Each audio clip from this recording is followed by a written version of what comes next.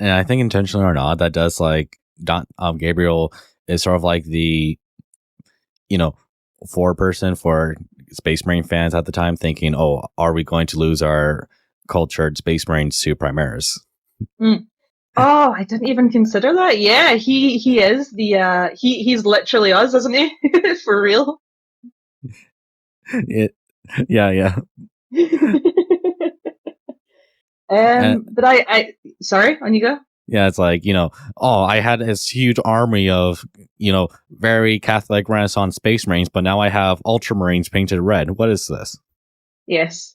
There are times where I wonder if Guy Haley is reading what people are saying online, because there's these nods that are just a little too much on the nose at times.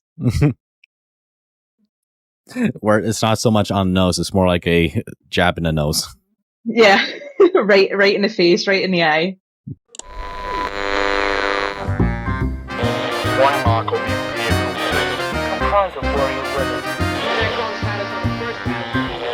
Hi friends, I'm LJ Jarvis, and welcome back to Will's Jarvis Show.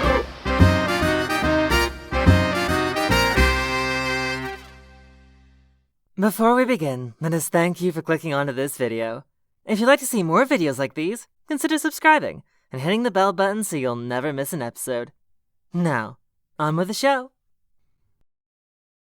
Greetings, everyone. Welcome back to On Air with Jarvis, the podcast of all things Warhammer and general stuff I find of interest.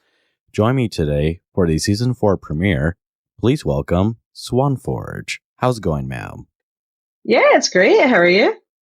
I'm doing good, thanks. I'm doing good. I'm glad to be back at podcasting again, and I'm glad to be doing the show again, so I can't really complain much. Yeah, I'm really glad to be here. Very surprised when you reached out to me, to be perfectly honest.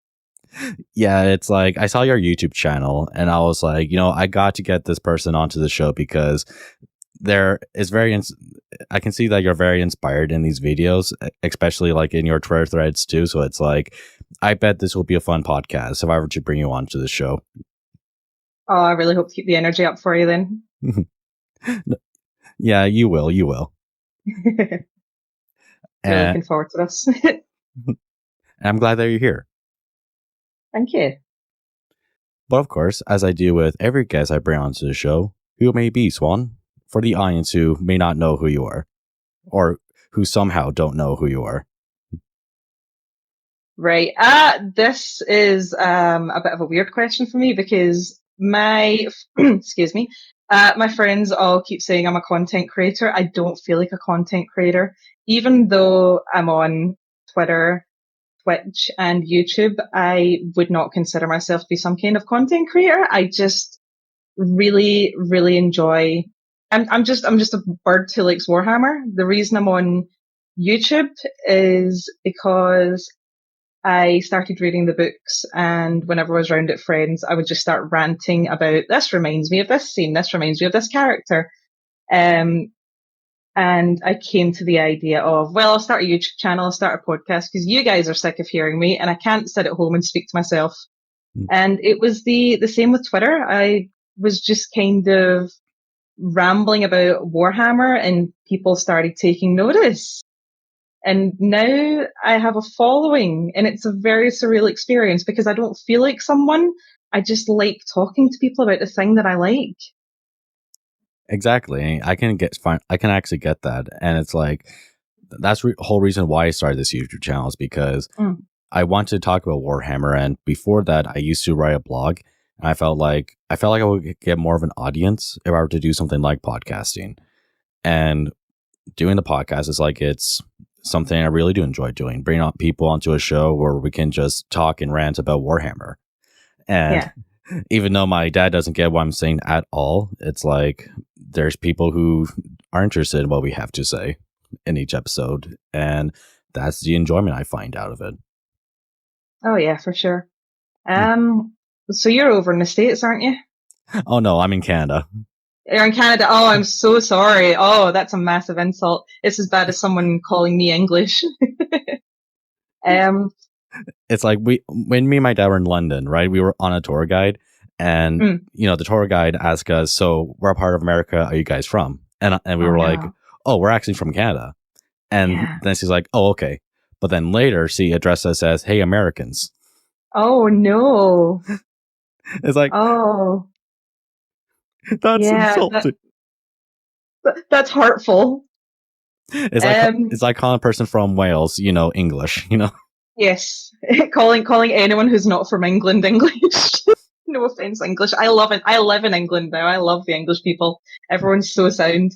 Because I was leading into it's a weird one because I don't know how like pop culture Warhammer is in America, but here in the UK, I had a YouTube video up on my spare screen at work that I was listening to, and a colleague who is his job is in network building because I work telecommunications. He just immediately went, "Oh, you're watching a Warhammer video," and I was like, "Yeah, you know Warhammer." And someone at the other side of the office went, "Yes, I have a Skaven collection. I have a Skaven army." And it's awesome. Yeah, everyone kind of knows what Warhammer is, but it feels very niche. I would say if you think it's niche in the UK, it's extremely niche in like North America. It's not so mainstream, but I can understand that in UK it's much more bigger because it does seem to be a thing where tabletop war games are, something more ingrained in the UK because that's where it came from, is it not? Yeah, I think that's what so. it is. It's just so very British and its stylings and culture. Because H.G. Wells himself, he's actually considered the father of tabletop wargaming. I don't know who H.G. Wells is. Oh, he's the writer for War of the Worlds, The Invincible Man. Yes, okay, yes, I know War of the Worlds. Yeah. Huh. Genuinely had no clue of that. Yeah, it's actually pretty interesting. And about YouTube channels, actually, so one can make the observation that Ferrus Manus is your favorite 40k character, yeah? So I think I've said before that my favorite character is whoever I'm reading about at the time, which kind of true. Something about Ferrus Manus is just burrowed into my heart and made a home there. There's, I love like people seem to think I'm some kind of lore lady. I've not read as many books as people think.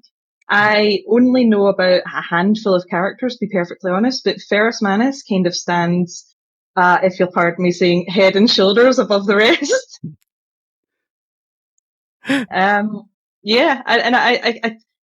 couldn't tell you. I do.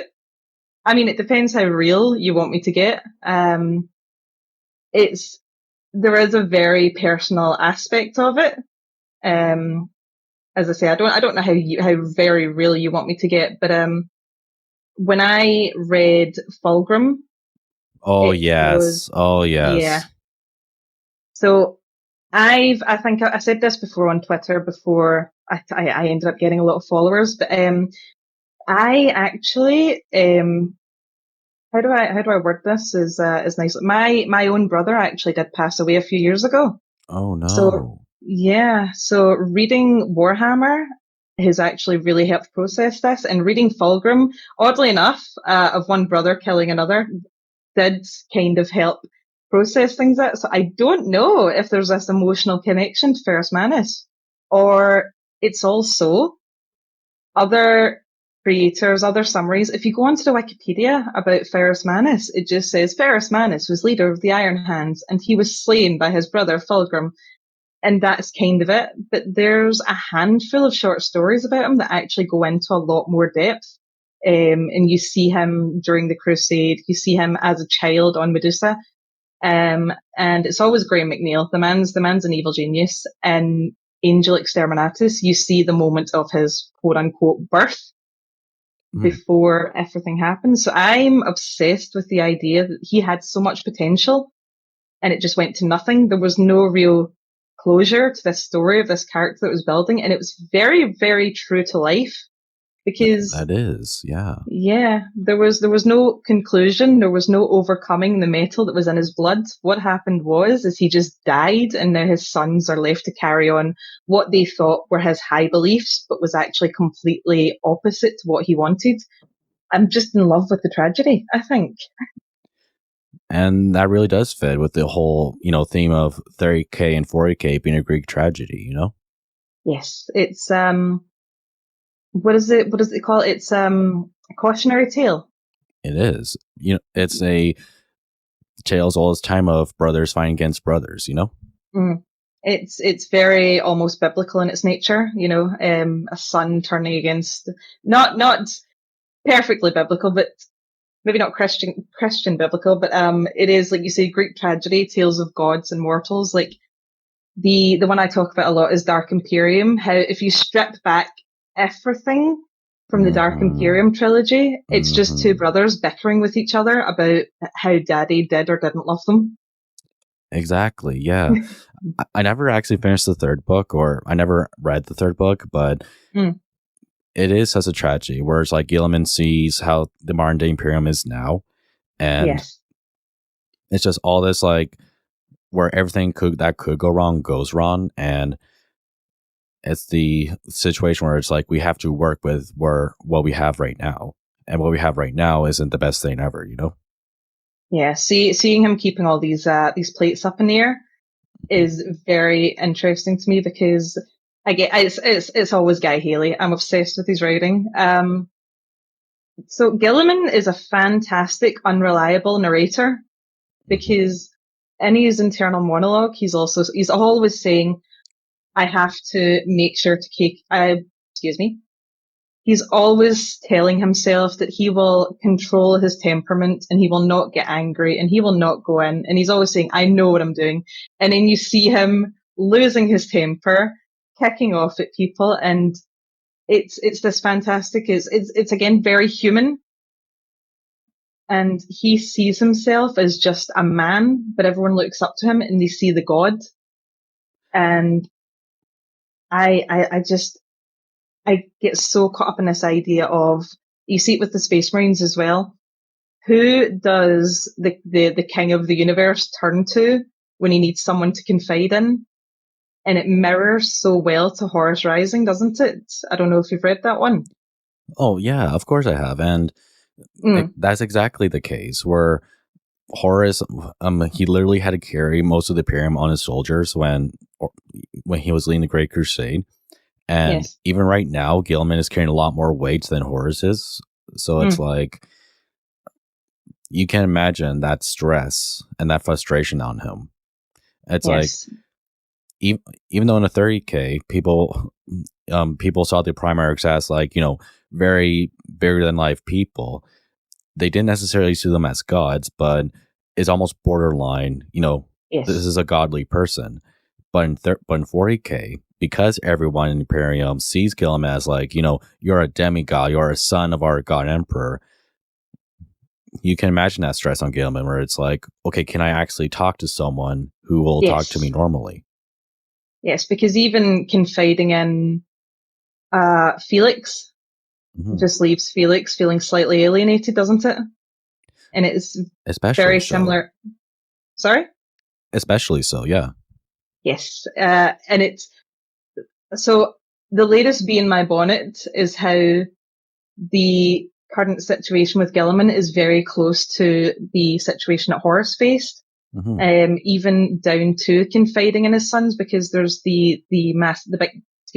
there's the scene with Horus confiding in Loken. And at the end, he just kind of shrugs it off. And it's a very, very human moment where he just goes, I came here looking for spirits and I found wine. Haha, what a funny joke. Let's completely disregard everything that I talked about, son. It's like a poem. It rhymes. Yes.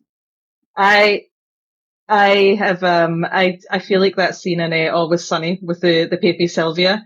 I'm going to have a cork board and I'm going to have all these connections because they were both stabbed with these blades and they both died and were brought back and they're both facing the same trials.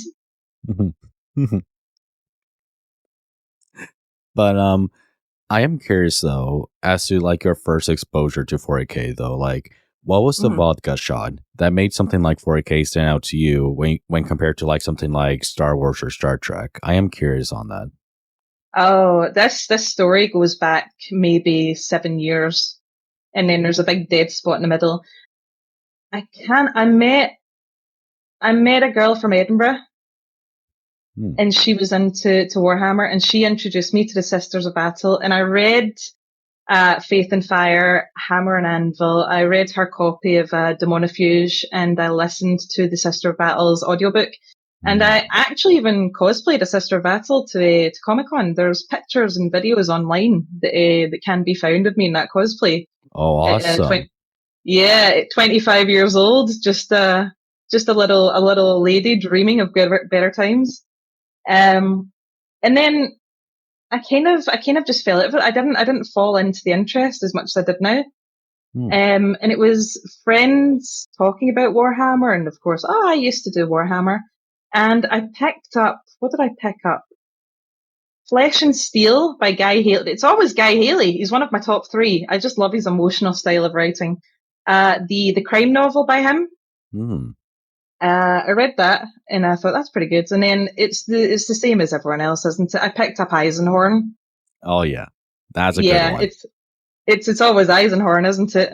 But it was Dark Imperium was the one.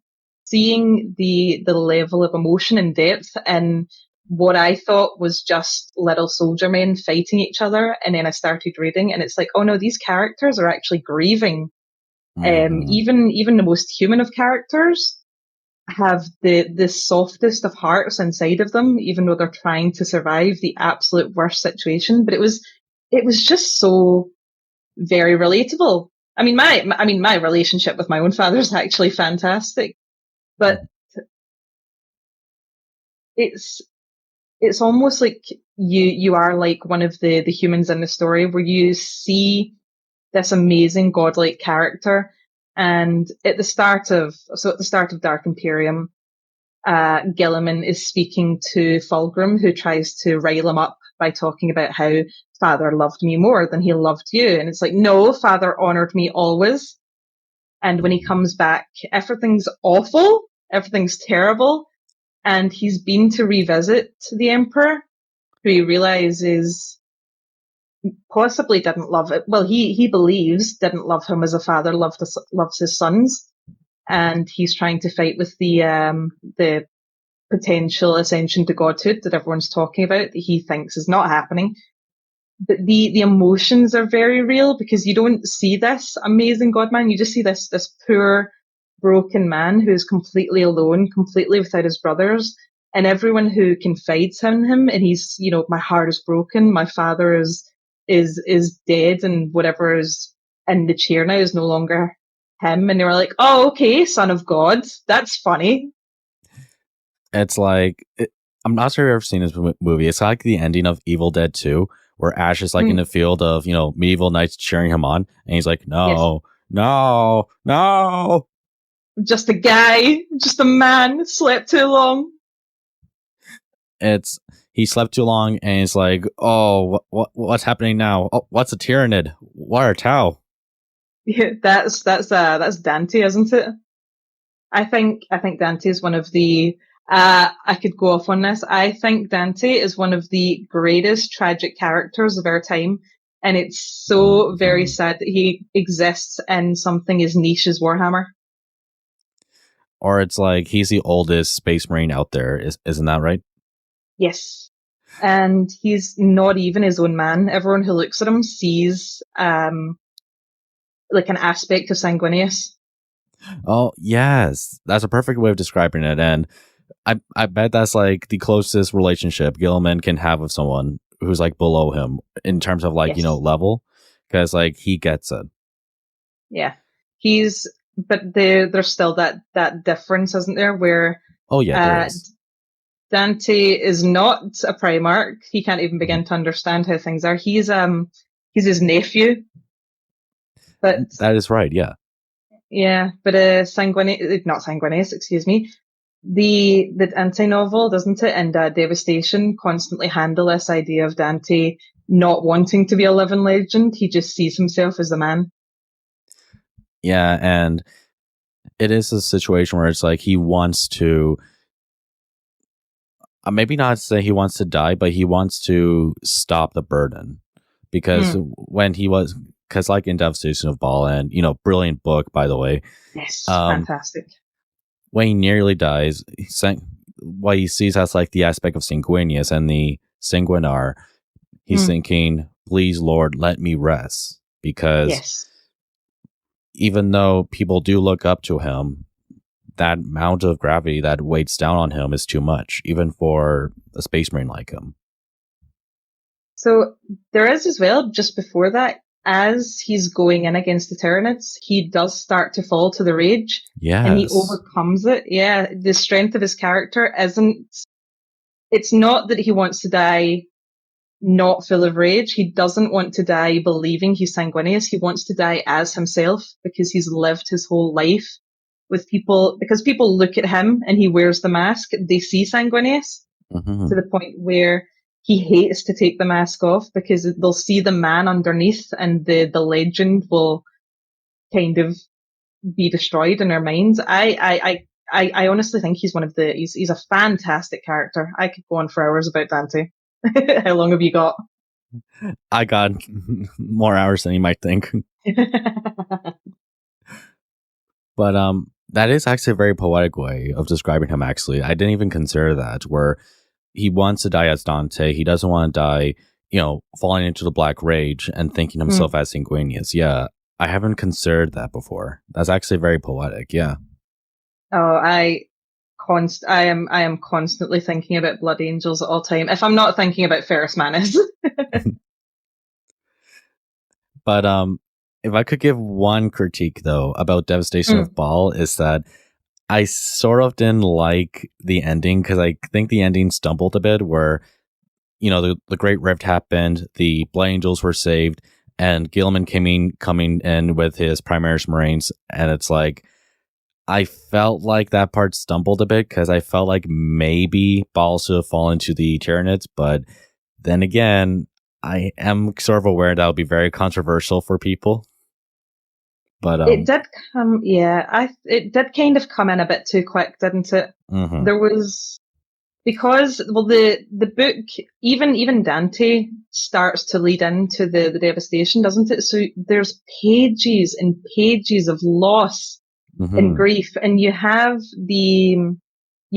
Dante having to deal with the fact that they're constantly living in grief, and he has had to come to terms with the decisions that he's made, the worlds that he's had to destroy to stop the flow of the Tyranids, and everything is lost. Almost all of the chapters of Blood are lost, barring, I believe, the Lamenters and the Knights Vermilion. Some of them have been wiped out completely, because there's the dark secret that the Blood Angels have. So their entire culture has just been washed from the pages of history completely. Yes. And there's no real moments of the characters processing this and coming to terms with the grief, because you see Dante go from dead to alive. Gilliman's here and he's brought the Primaris and the day is saved and everything's fine and everything that you had before has changed. And he just feels it. I understand that they have to put in certain plot points to keep the fluff and the tabletop and everything threaded together. But it felt just too convenient that Dante was like, this is the way things are, this is fine. But I've not read Darkness in the Blood yet. He might go more into it. This is why I like Seth so much, because he's the human, he's the man pushing back against it. And I felt like it's a situation where it's like, it's very good writing, right? It's very good writing up to there. But it's like, if Games Workshop didn't want to go that direction of Baal falling, then it's like, why did you write yourself into a situation like that then? Because I can get, and like, Hell's Reach, where, the orcs are invading Armageddon. Not all of Armageddon is under threat, or technically it is, but Hell's Reach is the main focus of it. And it's like, technically Hell's Reach didn't fall, but the ending is bittersweet. Yes. Well, that's a thought with Baal, isn't it? Because Bal, my accent. It's It's I never know the correct way of saying it, so it's like either way is correct technically for me. yeah. Bal. Bal. It's we ball and we. So it's the planet itself, isn't it? But it's Primus and Secundus, and I think which of the two moons was lost? Must have forgotten about that, but I do remember there's like, there are blood angels on these planets to protect the certain outposts. Yeah. Yeah, but because I love so much the tragedy of it, it always comes back to tragedy. It would have been, I think, impactful, like you say, that the system, the planet and our two moons had been lost. But I do think it's more thematically interesting that everything's saved, but it's profoundly changed. Okay. Yeah, so they do talk about how the sands of Ball have been changed because there's so much Tyrannid blood. Dante had to bring the thirst water from the moon to Ball, remember? Oh, I must have forgotten about this part. Yeah, so you know what thirst water is, yeah? I don't. I don't. What's that again? So we see it in Dante. It just looks like water, but it seems to be, we don't know exactly the makeup of it. It's either a sentient water or it's nanomachines, but okay. If you drink it, all of the moisture in your body is just taken. Oh yes, I remember this. I remember that now. Yeah. And it's considered an absolutely terrifying, frightening thing to the people of Ball and of the two, the angels live on Ball, on the two moons, because they're both desert planets. So even the water can kill you. And Dante collected it from the moons and brought it to the planet. So it's been profoundly changed, but I think it's because Games Workshop is so very British in nature. The example I always use is there are still buildings here in the UK that have markings where the railings used to be because the iron was all taken for the war effort. Oh yes, yeah. It's such a little thing, but it's, you walk past, they've not paved over it, they've not rebuilt these fences. And it's not as if it's been left so that we must remember, because we have war memorials for that. But it's just these little signs of how things have been changed since the war. Like there's no ruins of buildings, there's no anything but little things. So that the planet itself has been changed because the blood of so much Tyranids has been spilled there. I think really fits into the theme of 40k and the tragedy, where it's like, yes, we did save our home, but it's not the same anymore. Things are different, and it's not different in a good way. That can get, yeah. It's like wounds, right? Technically our body has healed, but we can still see those marks. Yes, it's exactly like that, isn't it? You can, especially tying back into Bal, because the whole system is built on a war that was fought years ago. So they have the necklace, which is the old space stations that were knocked down, which kind of goes back to the iron fences, because there are people living on those moons who don't know the story that there was a war.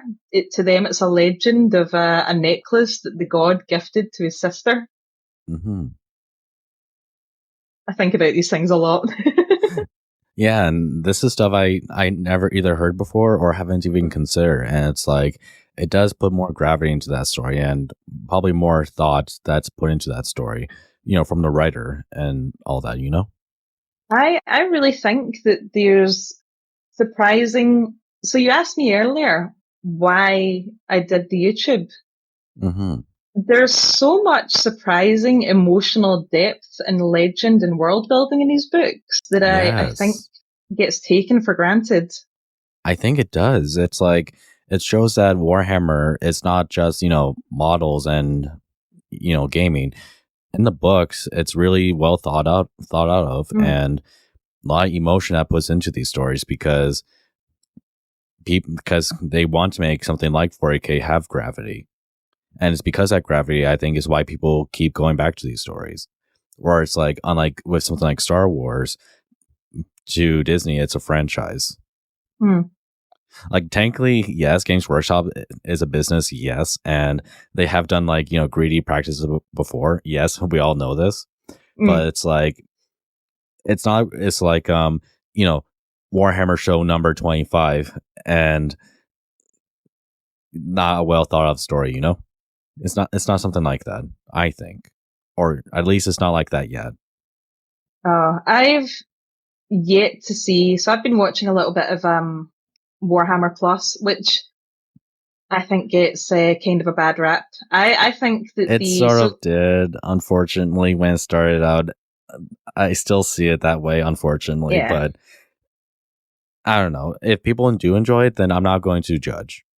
Yeah. So, can I ask what your beef was? Because I'm still so new. There was a lot of things I didn't see conversations about. So to me, I watch Warhammer Plus, and it's just Warhammer animations to me. I don't know what any of the grief was that was surrounding it.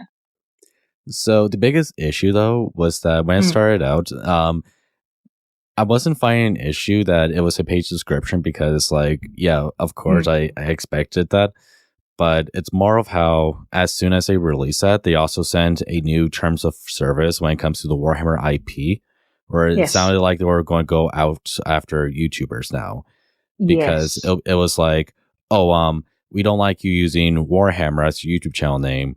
Or it's like, oh, you do animations? Well, we technically don't like that, because we're doing animations. Even though you're doing fan animations, you either join us or stop making videos, or we'll take you to court. Yes, now what you're saying sounds familiar. Who was it? Astartes, I believe. Yeah.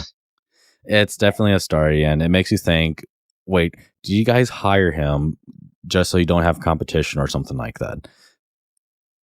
Yeah, it's just that. It's just that initial grief that, sort of made Warhammer Plus better for me.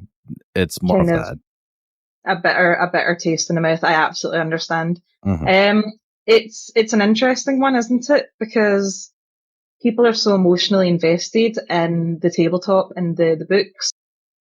And I see people talk about it a lot. Is Games Workshop still operates very much like a company? They are. It's like they're nowhere near as Disney.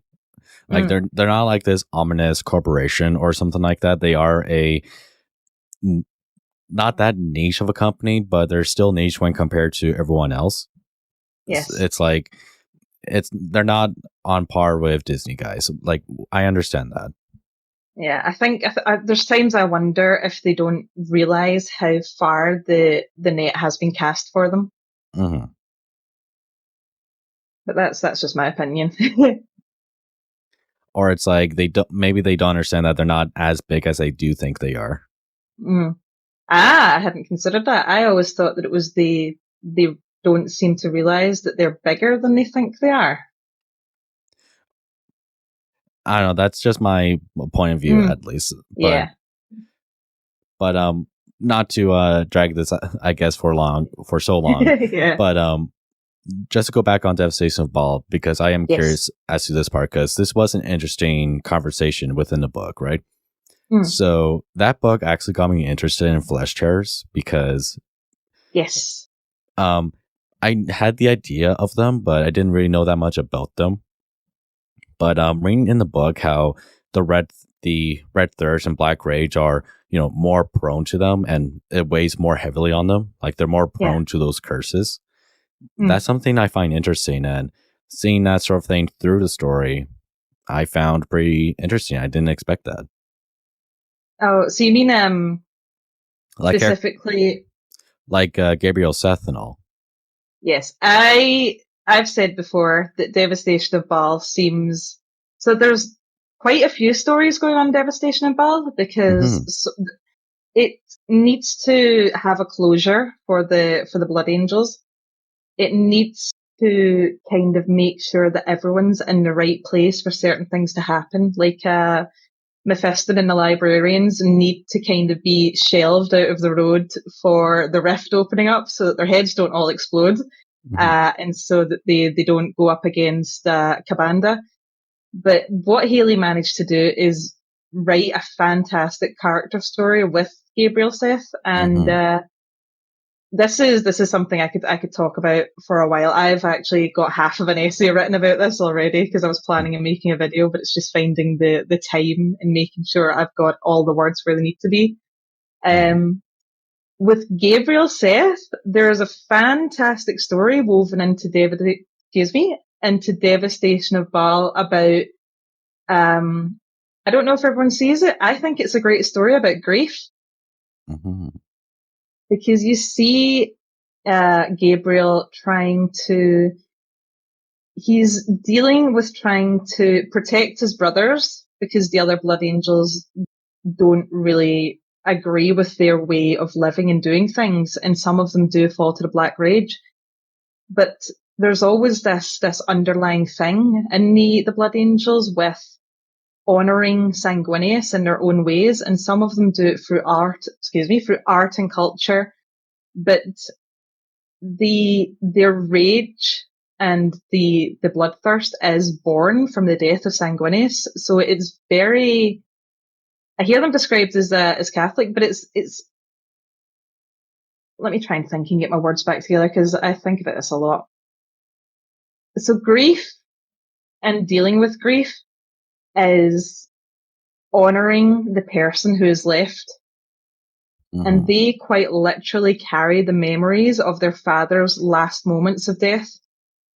And that rage is born of the last minutes of Sanguinius' life when he went up against Horus, isn't it? So it's a very visceral and real way of being close to their father at the moment that he died, which is the most important part of their entire chapter. Everything about them is built around the death of Sanguinius. They have the feather. Sorry? Yeah, their names are flesh tearers. That does indicate what kind of things they do. Yeah, it's so with and the Gabriel feather, Seth, the feather, yeah. Well, if you think about how the Blood Angels ascend is quite literally through communion. The feather I'm obsessed with because it's quite literally, if we follow the themes to their conclusion, with Sanguinius being the angel, the son of the emperor, it's almost very so they become angels through the communion of the blood, which is very Catholic in nature. So the feather that's given to Gabriel is, you could say quite literally, the body and blood of quote unquote Christ, Sanguinius. Oh yes, because Sanguinius is compared to Jesus when in the ranks of the Primarchs, Yeah, he's a very Christ-like figure for them. But I've kind of buying blood Christ, yeah. Yeah, I've kind of gone away a bit, but with the Flesh Tearers, Gabriel's whole story, isn't it? It's him coming to terms with who he thinks he should be. With Dante, because of course, like everyone else, he does idolize Dante. He tries not to. He thinks he's better than everyone else, but you can also see that he's unsure of how people see him, and he's constantly got that rage because their rage is to them holy, even to Jewel, who through it's a storytelling device. It is. We have these moments with Dante and Jewel who are almost like angel and devil on the shoulders of Seth, because we have Dante who's trying to lead him down a path of peace. We have Jewel who's trying to lead him down a path of blood.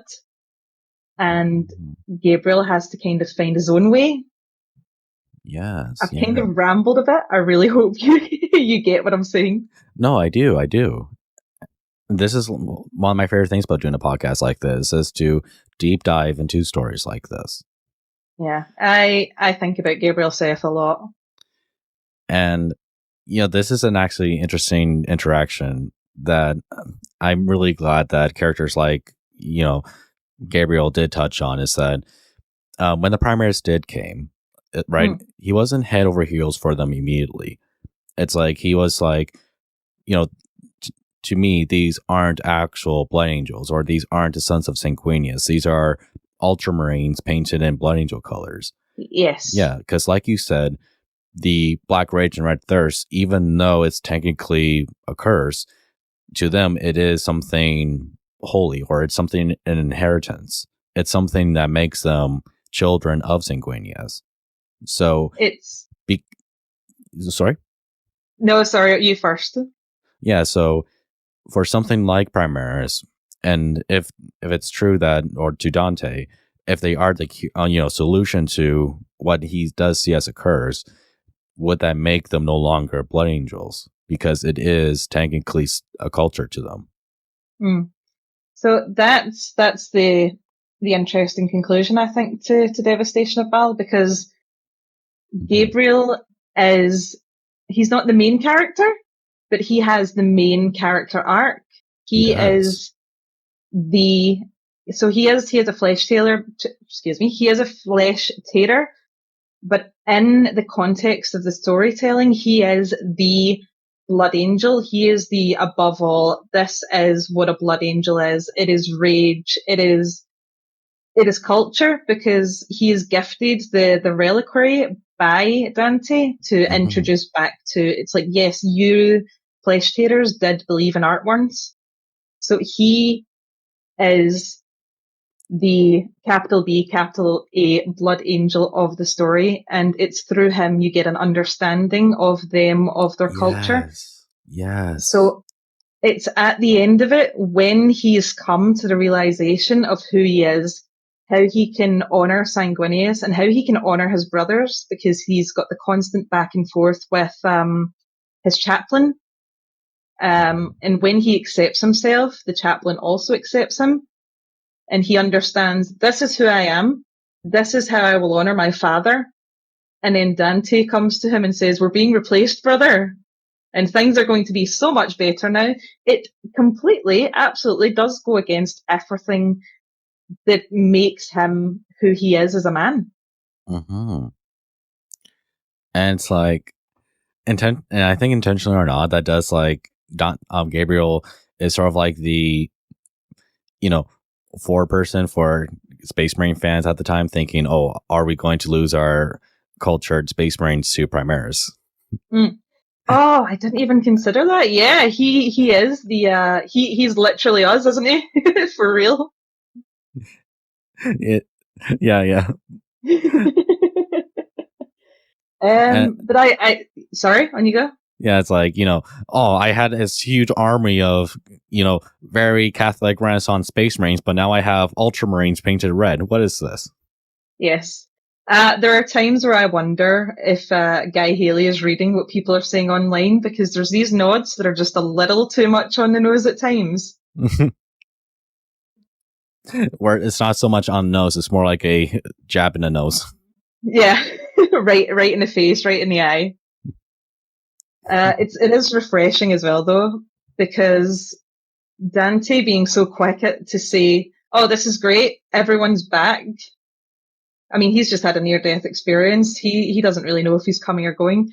I like these characters that go against the quote-unquote status quo. As much as I love Gilliman, and I'm upset, I'm deeply entrenched in the story that he's telling, he did basically just show up, say, I'm the biggest, I'm the strongest, I'm the son of the emperor, you have to do as I tell you.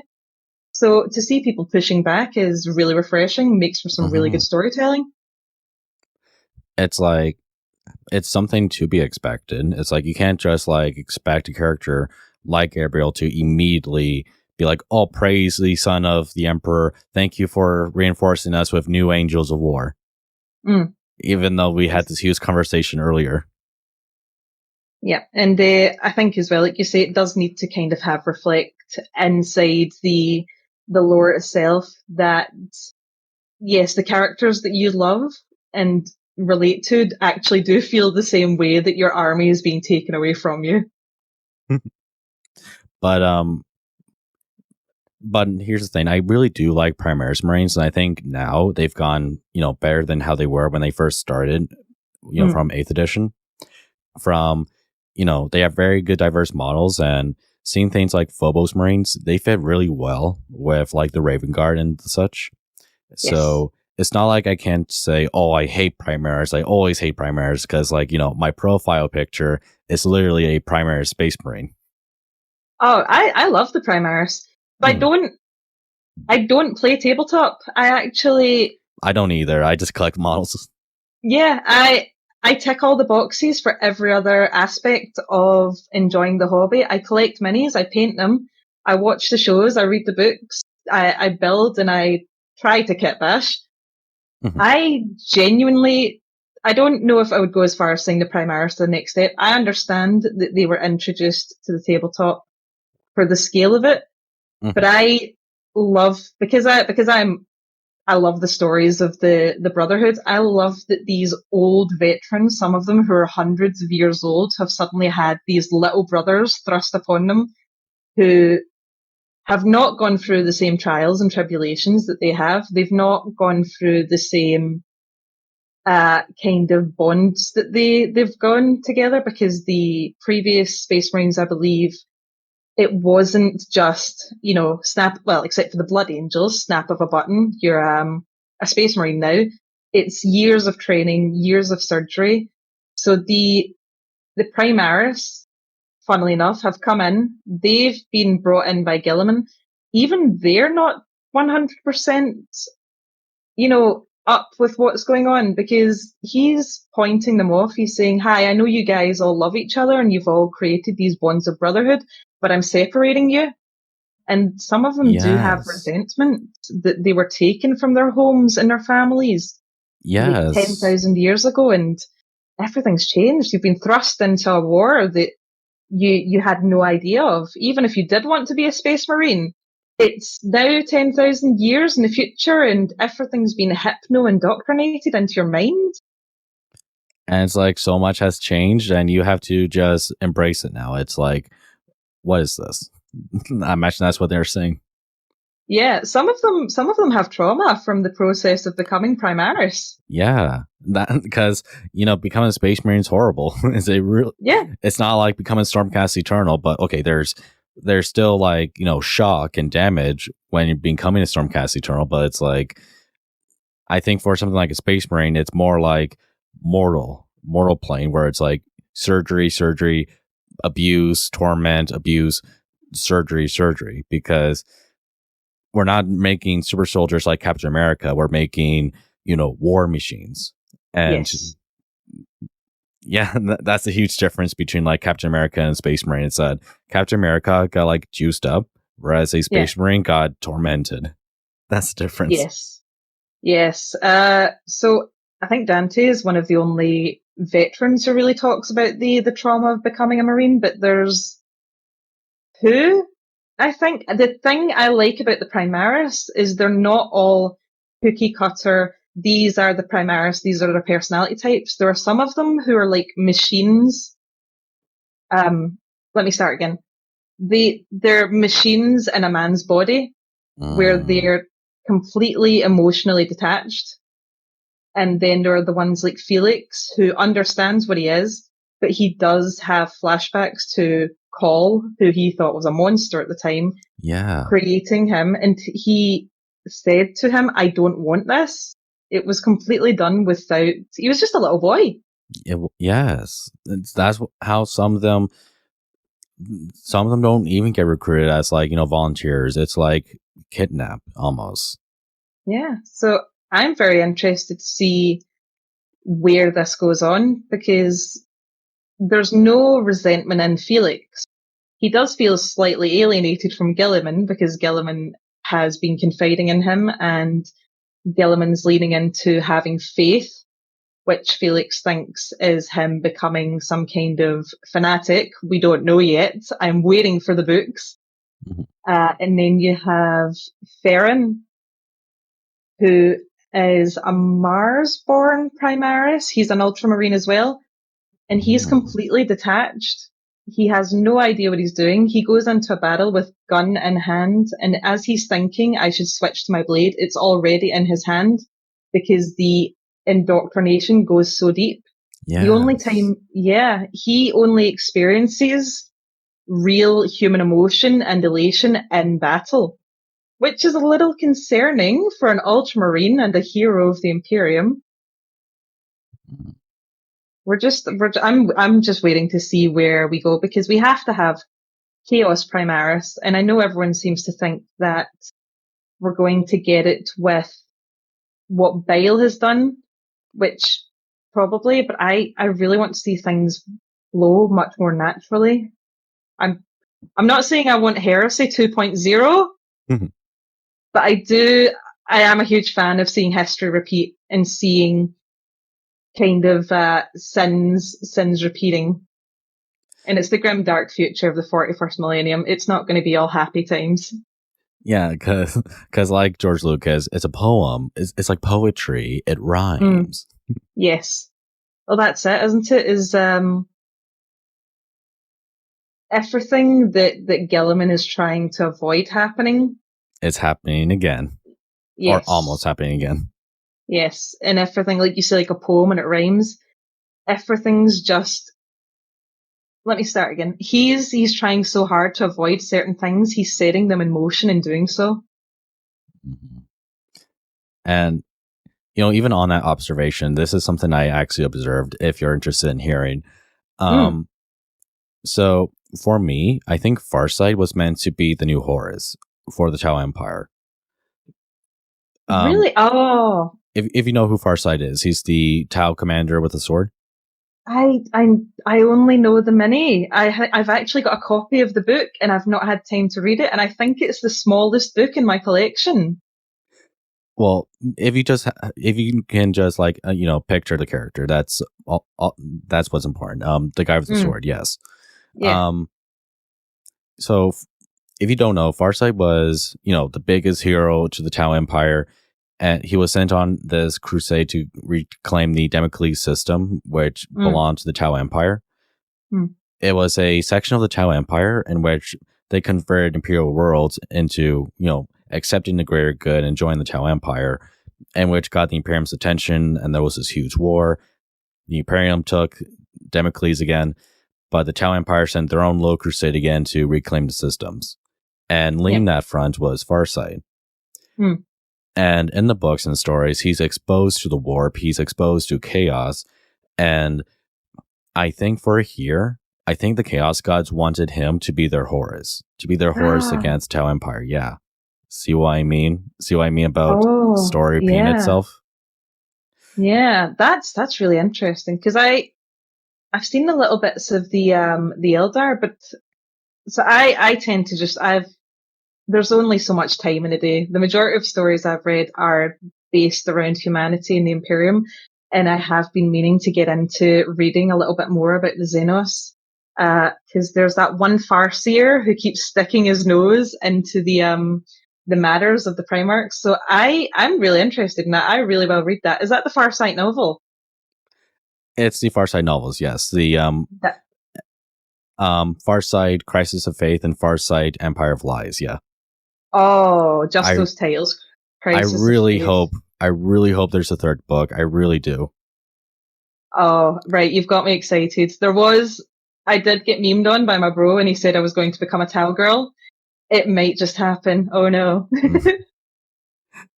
They are really, despite like the, memes, they are a really cool, army of characters in 40K. They're really cool. They're one of my favorite factions. I think their aesthetic's really cool. I bought a model just last week because someone had painted it to look like yes, I've seen the picture. Yes, I seen that. Isn't he cool? He's awesome. I've had the completely original idea that I'm going to get one of those minis and paint it up to look like Eva 1 from Evangelion. Yes. They've got that great kind of Japanese mecha aesthetic. Isn't it Farsight that actually has sakura blossoms? Yes, he does. He has the cherry blossoms. Yes. Yeah, they knew exactly what they were doing. They knew what they were doing, and him holding a sword, it's like, yes, that's what the Tau Empire are, guys, and that's what makes them cool. It's a beautiful model. It's a beautiful, beautiful model. I will need to have a read of that. I've got Farsight. I can see it on the bookshelf behind me. Mm-hmm. Read it. Yeah. Read it. Read it. I could be tempted. You know what? I forget everything. I've given up everything. I'm no longer into Primarchs and Space Marines. I'm a Tau girl now. Hello. I did get told to make some Tau jokes. Yeah, I don't know any Tau jokes. The only experience I have of Tau is that one scene of Kato Sicarius going up against the Tau, which everyone loves to share, but no one really seems to look at beyond the surface level. Mm-hmm. And funny enough, Farsight actually did fight Sicarius in one of the books. Oh. Yeah, it's called Blade of Damocles. Right, this is when Sicarius was a sergeant, though, at the time, because he was in the Damocles, war, and he actually did fight Farsight. And even though when they were fighting, it was in a draw, Farsight gave him a salute when he flew away. Oh, I love that. Yes, this will probably never happen, but I want to see a part where Farsight is fighting against the Ultramarines again, and Sicarius sees like this, Tau commander fighting this in a manner that he, thinks back on, have I seen this person before, or have I fought this opponent before? Farsight remembers him, but Sicarius probably doesn't, and it's like repeating that fight again. That would be really interesting to see, because I've not read those novels, but I know that Sicarius has been profoundly changed. He has had a massive humbling since way back when. And with 40k being as massive as it is really, really interesting to see these characters who have had hundreds of years of separation reuniting. Mm-hmm. Yes, that's I always like that kind of story, Especially... Sorry, you first. Oh, no, you go. Especially characters who have been enemies in the past, but do end up eventually becoming maybe not allies, but kind of like unlikely working together. Working together out of convenience, so to say. Yes. And I'll just say one more thing about Farsight. So the difference between him and Horus, because I think the Tau god, the Chaos gods, wanted Farsight to be their Horus, to repeat the story again. I think the difference is that both Farsight and Horus looked into the warp, or they experienced like the gates of hell. But the difference is that when the gates of hell stared back at them, it was Horus who blinked. Ah. To quote like Batman, when Batman was fighting against, Owlman. I think that is the difference, where Farsight didn't fall into chaos. Where he chose his own destiny, so shall we say, like with the Farsight enclaves. That I'm really interested in now, because the whole tragedy of Horus, isn't it, is that despite being a demigod-like character, is he didn't have the strength of character within him, because he felt as though he'd been somewhat abandoned. So that's really interesting. I really like, that contrast, especially with the mindset that is given to us by the human characters, that the Tau are lesser, and it's even become a meme amongst the fans. You've got me really interested. Yeah, despite people's complaints against the Tau, they are a really interesting faction when you look into them. Yeah, I'm really keen. Because I know they've got all these different.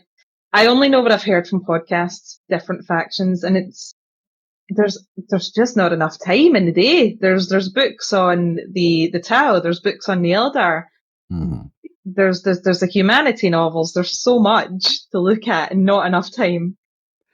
Yeah, 4K is like playing Skyrim, where you go on a quest, but then you find out another quest, then you find this guild, then you find another guild, then you do this and do that, and it's like, oh, you have like 50 questions on your screen right now. Yeah. Whereas I'm doing what I do in Skyrim every time, which is just go for a walk and see where I end up, and another Space Marine book. Oh, another Space Marine book. Or it's like, oh, this interesting quest that I'll probably never repeat again because I forgot how I got there. Yes, exactly. But I am interested in this actually because with all of our talk of 40K and 30K and Primarchs and Space Marines, I am curious as to your perspective on something like AOS, or at least from what you've read and might have experienced, because I don't think I've seen you talk about that much, but you have read some books on it, yeah? Yeah, just not as much as I would like to, because the collection, I kind of this collection fell into my hands when I was interested in 40K. What have I read? I've read Cursed City, which I think is an Age of Sigmar novel. It is. Yeah, so Cursed City, I think is kind of, everything's mirrors, everything's poetry. It's like how I started 40K with a crime novel. I started Age of Sigmar with Cursed City, which is its own enclosed story, completely unrelated to the Storm hosts. I will say, Cursed City, I thoroughly enjoyed as a novel, but it does have some pacing issues, which is an absolute disappointment because the character is engaging, and the story is really, really good. I read, what was it? Underworlds, I think. And I think it's that one. I genuinely cannot remember. I can only remember the characters. There was 3, are they called storm hosts? I don't even know enough of it, Age of Sigmar. One was a fella with a hammer. The other was a woman archer with a bird. And there was the main character. And they actually did get minis because the minis are linked. Black Talon. Is this Black Talon? It's not. But that's what makes me laugh, is because it sounds like Black Talon. I think I know what you're talking about. Yeah. Oh, yeah. The other guys. Yeah. It's and what made it really interesting to me is this storm host who leads the other 2 actually doesn't believe in Sigmar as a god. Yeah, there's actually something like that through the books. Yeah, you'd be surprised. Really? Oh, because that to me was more engaging than that was the most engaging part of it, and I remember being very interested in that, and then that story just ended. I really like, as a concept, is it because I've not read a lot of them, as a concept, the Storm Host. So we'll go back a second. I used to play a lot of Destiny 2. I absolutely adored Destiny. I fell in love with it. I loved the lore, but the way the storytelling was handled in game was not very good. But the idea of immortal hero who cannot die, must always serve humanity, only in death and duty end, like the Space Marines. And that the Storm Host have taken this concept, but every time they die, they come back a little bit broken, a little bit mentally gone, losing them. That is just fantastic storytelling. And I know there's one in, it was one of the Gotrek novels. Yes, I know what you're talking about. Yes. Yeah, I read so much of it. And with my massive love of 40K, my love of tragedy, he was the one character I zeroed in on. Yeah, it's like he's just so broken, like mentally. Yes, and he never takes his helmet off. I think he takes off once and he's very old, or he doesn't take it off at all. I get confused with Dante. He did take it off. He did take it off, but you can just see that he's like extremely pale. He's fidgeting. It's like you see what happens if a storm goes. It's like born again way too many times. Yes, it is very much, because I read so much 40K, it's very much the idea of the Space Marines are his angels, and they're seen as demigods. So reading Age of Sigmar and seeing the Storm Host, and it's like, oh my god, they're like living angels. Like, no, they're living in hell. They're having the absolute worst time. And eventually, I think they do lose their minds completely, and they become almost demonic-like. I don't remember something like that, or maybe that's part of some lore that I haven't read up to yet, but I am aware that's like, yeah, they're like so broken where it's like they can't be used anymore. Or it's like, that's the most tragic of endings for Stormcast. That's fantastic storytelling. Something that Sigmar didn't even consider or didn't realize would happen when he made them for the first time. Because in a trailer for second edition, when that was coming out, there was this narration that I will wish it's Sigmar, and I think it is Sigmar, where he goes, "A god can regret." Yes. Yes, it's something that they do very well, isn't it, with the Emperor and with Sigmar. I do want to say, sorry, on you go. Sorry to say one quick thing, whereas a god Emperor will be like, "Do not worship me, just do everything I say, and do not mind me wearing all this gold armor, but do not worship me as a god." But whereas Sigmar, he goes, if they say that I'm a god, that's what I am. Pardon my singing. No, that's great. Oh, I've actually got a friend who was sent a load of history books for her course, and she was sent an Age of Sigmar book because they thought it was an actual historical book. Oh man. Yeah, so she's having a read of it, and she said she'll get it sent off to me. But I will say, despite me being the 40k Primarch lady, did you see recently the announcements of the upcoming Black Library books? I have. And yes, Horus Heresy is ending, yes.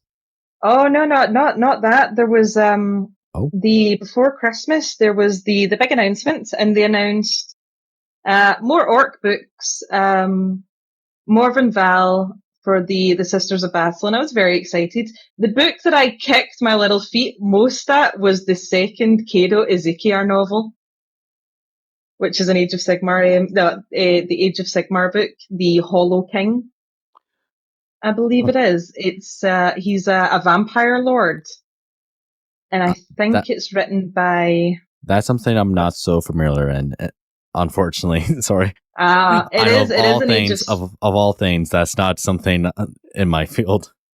It is an Age of Sigmar novel. Mm-hmm. I think it's John French who wrote the Ariman novels. It was very. I went into that, despite being a 40k lady, I went into that going, oh, it would be nice, because they announced the special edition of the Hollow King. I actually sat down with my friend and said, oh, it would be nice if that book got a sequel, but you don't see people talking about Age of Sigmar except to say that they don't like it as much as 40k, which is a shame. I'll let you know. If there's someone who doesn't like 40k, they'll let you know they don't like 40k. It's like extremely long thread of tweets where it's like you can just hear the vomit or you can smell the vomit coming from these tweets. It's like, guys, it's not that bad. It's like, no, it's bad. Yeah, it's trying to separate that, isn't it? It's too easy to fall into the trap of not liking something, whereas just enjoying it. Or it's like, if they don't like it, they just go off the rails. Where it's like, dude, you're making an ass of yourself. Settle down. Yeah.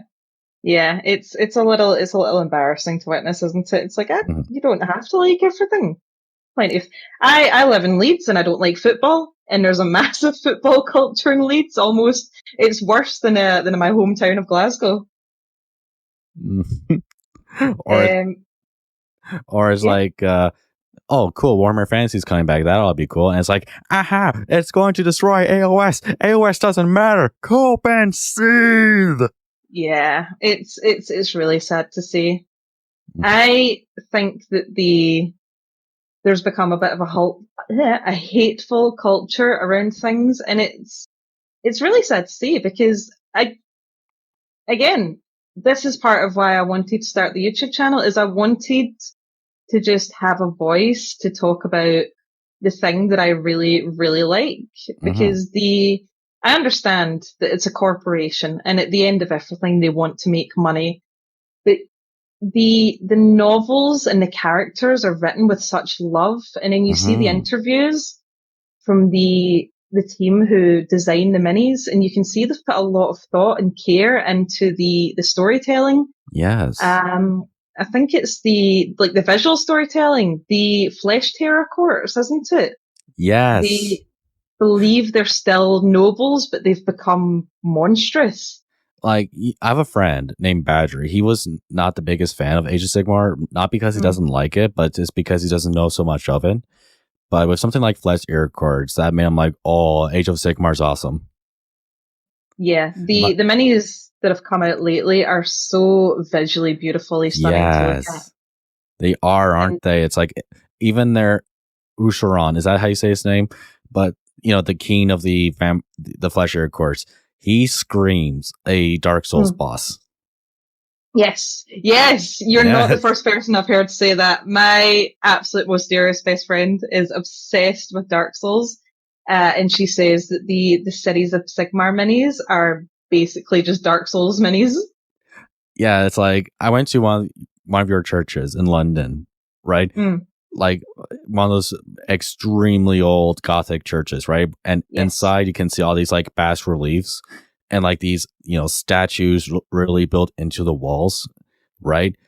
I was seeing that and I was like, I'm expecting a Dark Souls boss at any moment. That's the architecture that kind of inspires even 40k.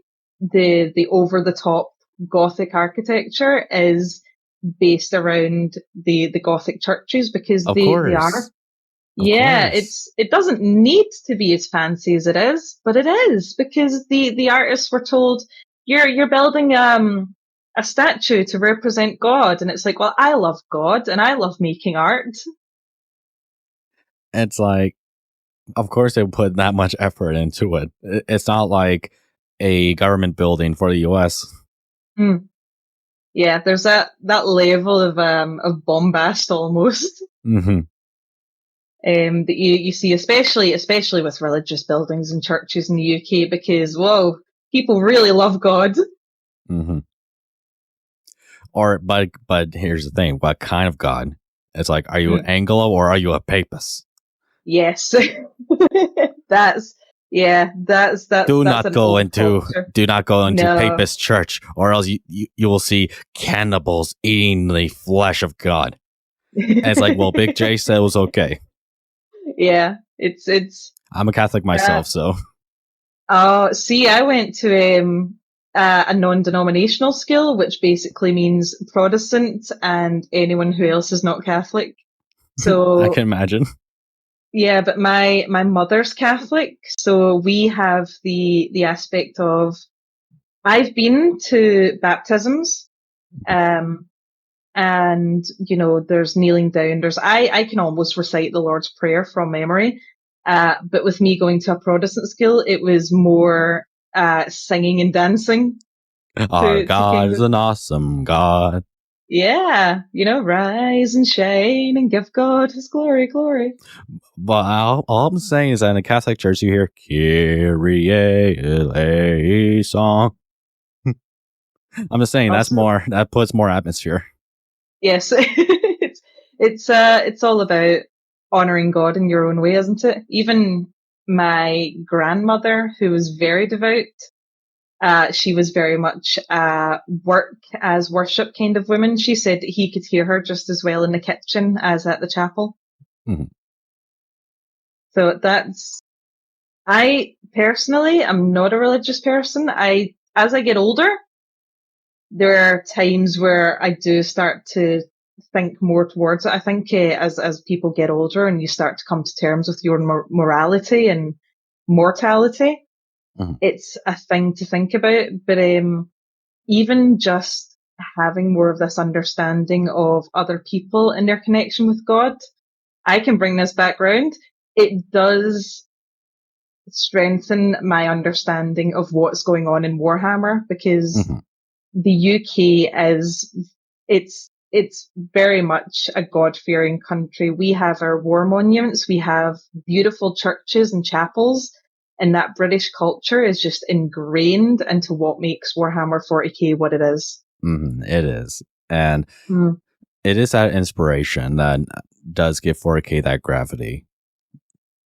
Well, it's like I was saying.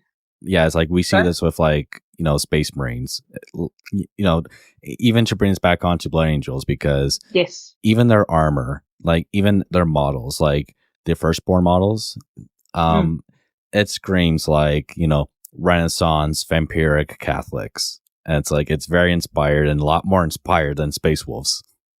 Yeah, well, Blood Angels become Blood Angels by drinking the blood of Sanguinius out of a golden chalice. Art thou a papist dog? Yes, drink the blood of Christ, little boy. It'll make you strong. It builds character. It certainly does.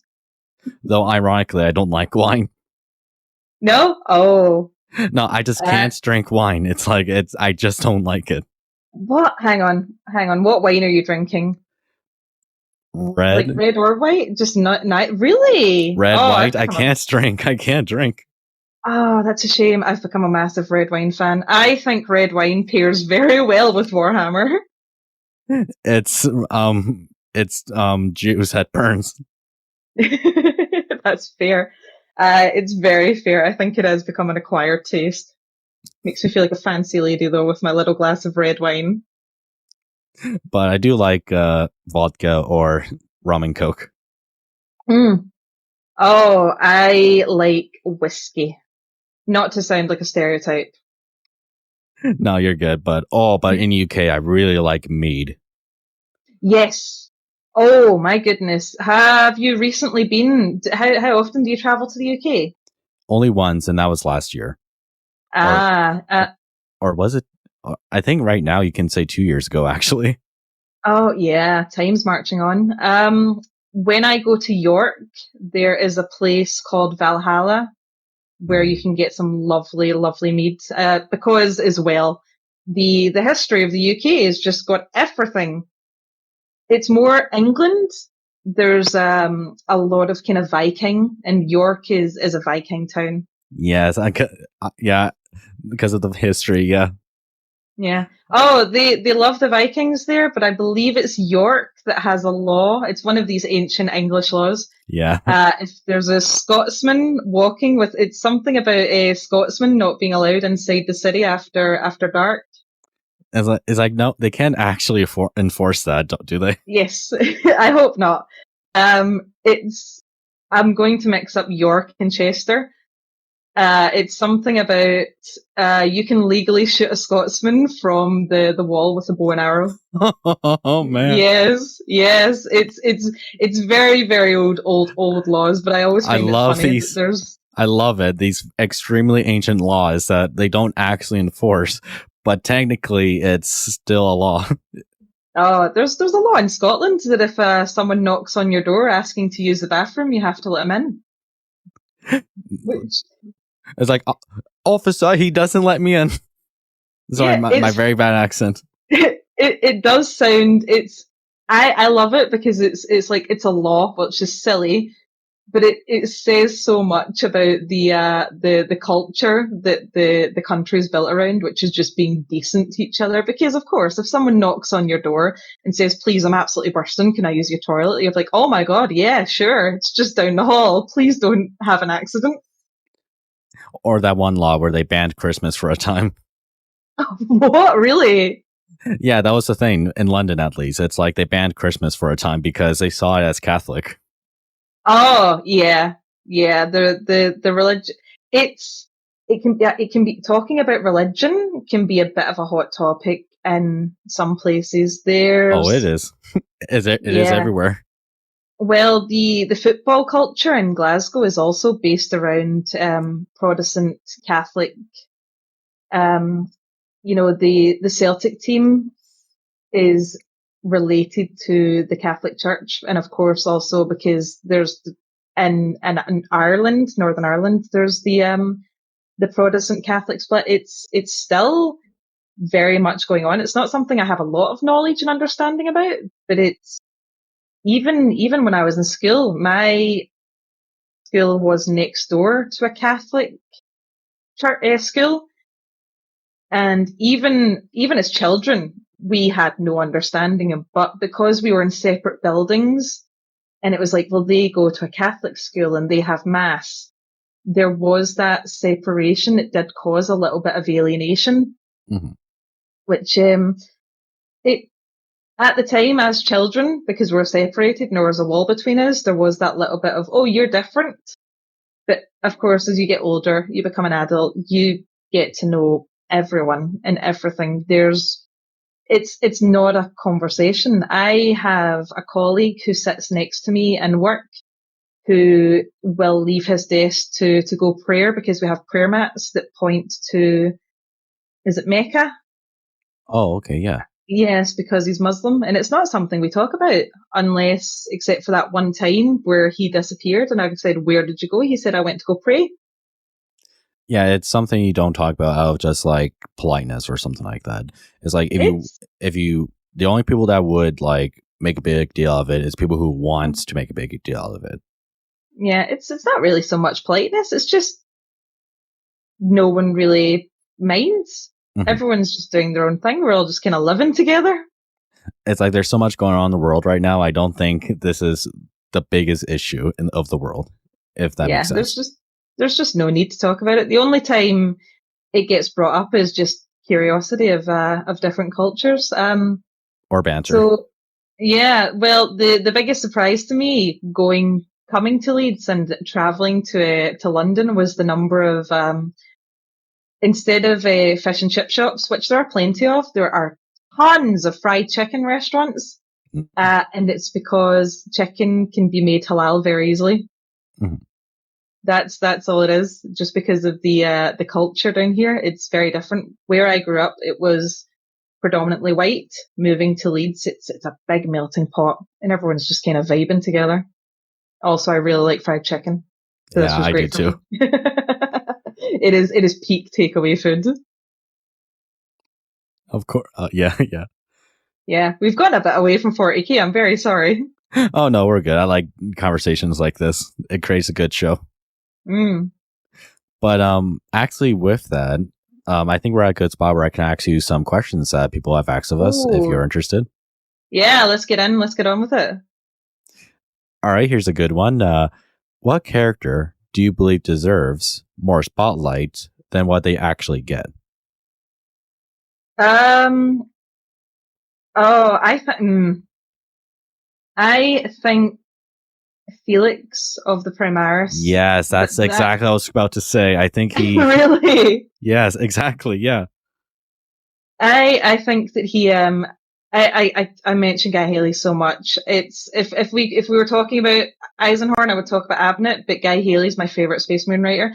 He writes my absolute favorite like original characters.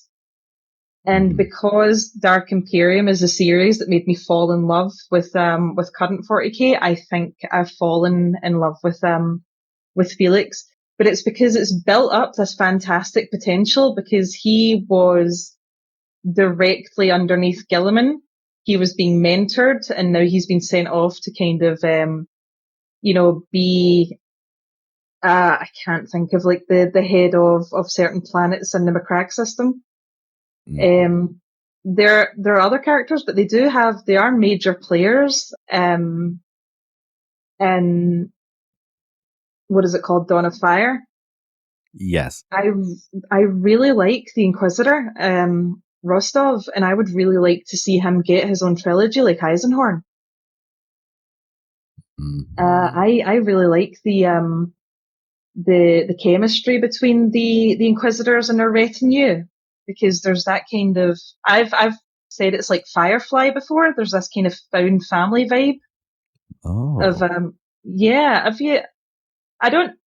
I think it's because I'm just soft touch, but you see it a bit more in with Rostov and his retinue, because there's him, there is they kind of like fit the boxes. So there's him, there's he was a sergeant of the guard who's been recently brought into the fold, and then there are the other two. One of them is, your standard big guy with a big gun, and there's the sniper who's actually a Xenos species. Oh yeah. She's very maternal towards the gunner, and she's quite snarky, and I think she's really interesting as a character. So I want to see more of Rostov, specifically to see his retinue because I really like the emotional connections between all the characters. Yeah, and even on the subject of Felix, I hope that there's like some cool model of him. Yes. Oh, if you go back at my Twitter, there's a few tweets of me saying, please I would love to have a mini of Felix. I think he's an absolutely fantastic character. I want to see him come back in because he's got connections to both Gilliman and to Call. Call is actually underneath everything a big softie. Yeah, And I've joked a few times about Felix and his two dads. You know? Yeah. Yeah, because Gilliman mentored him for quite some time, and even Call and the Great Work was working to help Felix come over his fear and uncertainty around Call. So if they happen to see each other again in the third Call novel, which I don't think will happen, but I would love to see happen, I would be over the moon. Yeah. Oh, here's a good one. Apart from Ferrus Manus and Rogel Dorn, which loyal Primarch do you like most? I've not read as much on the Primarchs as people think. So yeah, we all remember. But if I could can I quickly answer this question? Yeah, sure. So yeah, this might be a thing. Ferrus Manus is technically not my favorite Primarch, and this is a question more towards you. But if I were to say my favorite Primarch, I think it would be Fulgrim because, not to drag it on, but I think his like obsession of perfection, it's like it is what drove him into madness and what drove him into fun chaos. Because technically, perfection isn't an actual achievable thing by definition. Because to be perfect is to have like no challenge. But that's the thing about being alive is like you are always challenged, and sometimes you are going to fall. But when you're passing these challenges, you are improving yourself, and that does build character, yes. But the idea of perfection is that there's not meant to be challenge, and that's just something that can't exist. Oh, there's that fantastic moment, though, isn't there, where Fulgrim has made a sculpture and he shows it to an artist? Yes. And he's like, oh, come on, give me some criticism. I want to hear. And guy's like, well, it doesn't seem like you're pushing yourself into, making this a grand art. You're, these are very fantastic models, but it's not like you're pushing yourself to do something more grand or something like that. Yes. Along those lines. Wasn't it too perfect that it had lost all trace of humanity or something? Yeah, and Fulgrim's like, I see. I'll just never do art again. And he just walks away, and it's like, oh, okay. Yeah, like, Fulgrim's a fantastic character. So for all I'll talk about Guy Haley, Graham McNeil, I think, is also a fantastic writer, and I really like him because he uses a lot of kind of like symbolism, and he has an understanding of like occult stuff. But Fulgrim is a great novel because I've not read his prequel Primarch novel. We only see him as he truly is at the start of the novel, and it's this beautiful, sweet moment where the composer stops her show, and it shows this level of humanity that the Primarchs have in spades, and he says, if you will not play for him, would you do so for me? So when we see him become this obsessed character, it's this beautifully fantastic, tragic. It is likened, I think, in the book to a man becoming addicted to drugs or alcohol. It is like that. It's someone who's falling into ecstasy, or who becomes a slave to it. Yeah, and it's the idea of his pursuit of perfection has been dialed up to 11 by the blade, but it's like you say as well, perfection is not something that we can touch, is it? With the art that he made, it's not something to achieve. Yeah, it is the human nature that makes art what it is. It is the imperfections that make it perfect. That's why he loved Ferrus Manus so much. Yeah. He was so flawed, and he was so. They say Ferrus Manus was the ugliest of the Primarchs. Primarchs are not supposed to be ugly. Oh. I've done, unless whenever we see them referred to as perfect, it is because of the human projecting this idea of perfection and beauty onto them. But there's scenes where you see Primarchs talking about wounds that won't heal because they cannot overcome the mental block. So when you read the Ferrus novels, he does have a lot of doubts and uncertainties.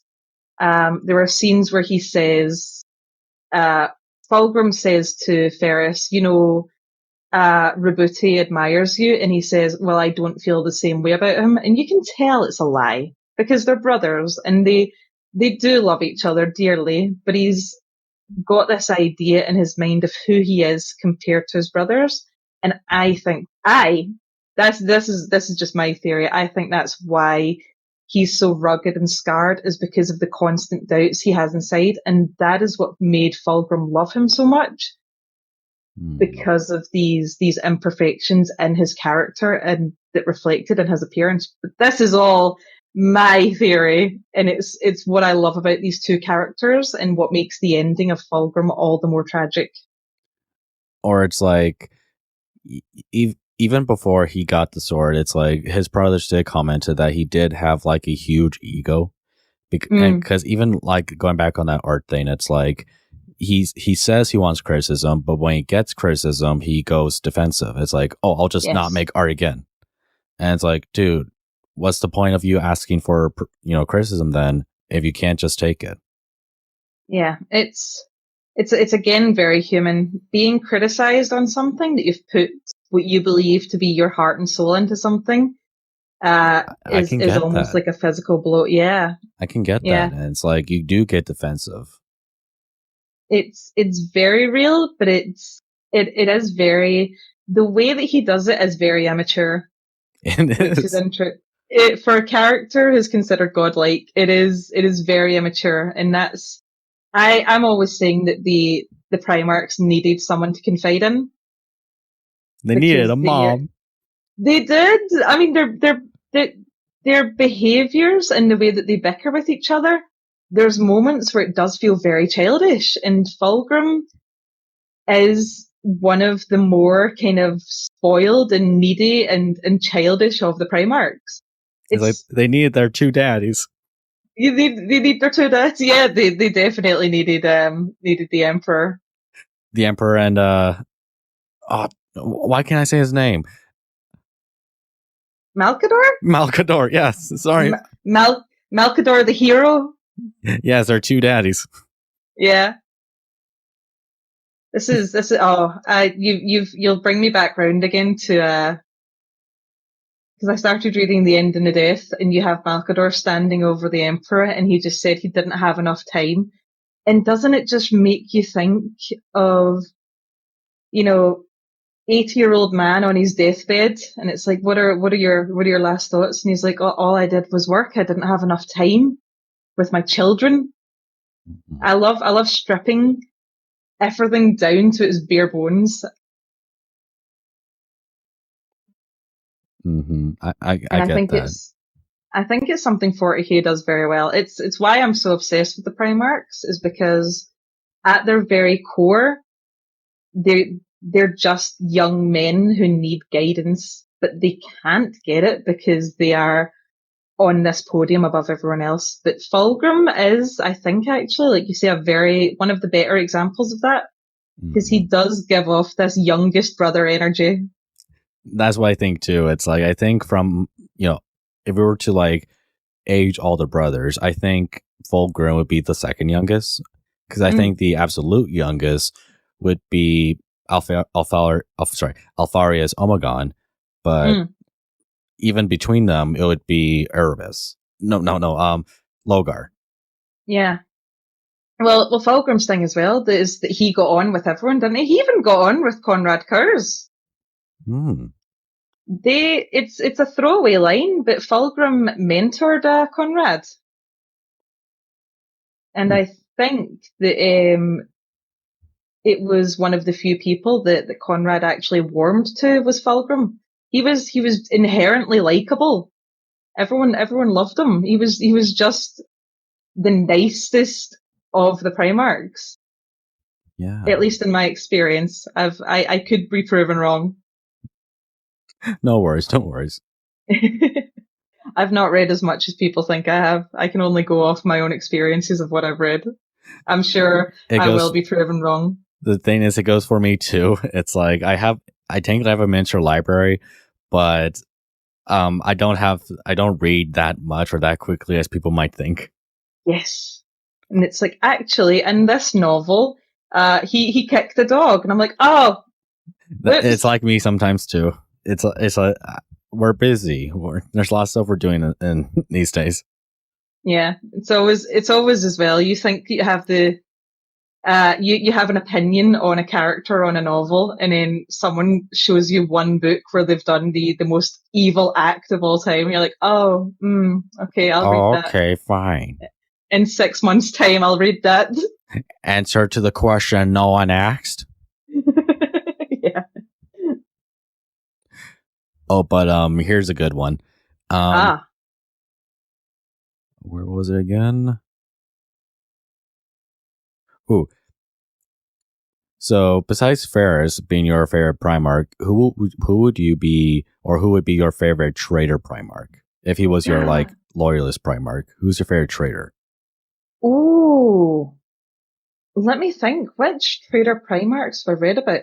Because I've had a few people telling me to actually read about Lorgar, but I've not read any yet. I think I would have liked him too if I were to read about him. I did quite like Mortarion and Dark Imperium. I really, really liked his attitude of thinking he again, what I said earlier about Fulgrim being very immature, he had that same kind of mindset of thinking that he how do I word this? He had this kind of smartest man in the room attitude. Whenever anyone was trying to give him some kind of feedback or criticism, he was like, no, I know what I'm doing. So Typhus approaches him and he says, Grandfather Nurgle is doing this, and Mortarion goes, well, I know better than him, and I'm going to get my brother because I'm better than my brother and I know what I'm doing, and then Grandfather Nurgle will think I'm the best. Oh, you know everything, don't you, Mortarion? I don't know much, and I don't know much of him before he became a demon Primarch. So I am really interested to see how he develops, because apparently he wasn't interested in anything that Nurgle stands for, and to see him fall and become that way. But I became very endeared to him there. I just thought he was really, really not like fun and silly. I don't mean to minimize him as a character, but I really liked this kind of spoiled little brother energy, and it's the same reason I like Fulgrim. And now that I think about it, I did previously have a funnier answer to this, and I was going to say Horror Slipper Cal before he went traitor. Yeah. I just have a massive sauce. I've joked a few times that you should just read Horus Rising and then stop there, because the minute they stop being the Luna Wolves, no. I would argue read the first 3 or 4 books, right? Read Horus Rising to Flight of the Eisenstein, because I consider the first 3 books to be the Gabriel Loken trilogy. I call them that. Oh yeah, no, of course. When I say just read Horus Rising and then stop, I mean this is the last time you will experience joy in a 40k novel. Oh, okay, I see. Yeah, no, I've read those first 5. Galaxy in Flames is, I mean, we all know the ending of Galaxy in Flames, don't we? Mm-hmm. That line of, did we hurt them? Yes, we'll remember it. And it's like, no, the saddest part of that is how meta it is. because not even people talk about Estevan 3 outside of the Yes. novels. It's become kind of meta, which I think really adds to the tragedy of it. Or it's like, we'll go out together then, shall we? Oh, don't. I've read that scene. There's times where I've just opened that book just to reread that scene, just because, you know how, some people they'll watch The Notebook if they want to cry. Yes. I will bring up that scene, or I will listen to the end of Galaxy in Flames if I'm like, right, it's time to get the ice cream and it's time to have a women moment and have a little bit of a cry. And I have that scene, you lied, veterans prerogative, we'll go together. Or how about this one where it's Rylnor against Fulgrim, and it's like, all we have left between us is that we'll die together. See, I've not reached that bit yet. That's Rylanor's last stand, isn't it? It is. It's like, I technically haven't read the story, but I know how it goes. And of course, I Yes. listened to the famous song, of course. And it's like, I love that moment where it's like the very old veteran mean his friend again, but it's like they become sworn enemies now. And Yes. he lures him into this trap, and it's like, I have no grand speech for you. This is just a suicide note. Yeah. I'm really looking forward to reading that. I don't know who wrote it. I forgot. It's not, yeah, but it's not even just old friends, is it? Because they're still Emperor's children who will refer to their Primarch as father, which really dials yeah, up. that's what I mean. Yeah. Yeah. But, Rylanor's got such a minor scene as well, hasn't he? In the previous one, is it Galaxy in Flames that we first see him in? And is it? Maybe. Who I is think so. Yeah. Yeah, and is it? Oh my goodness, is it Salt Harvest that's on the planet when it's bombed? Salt Harvest.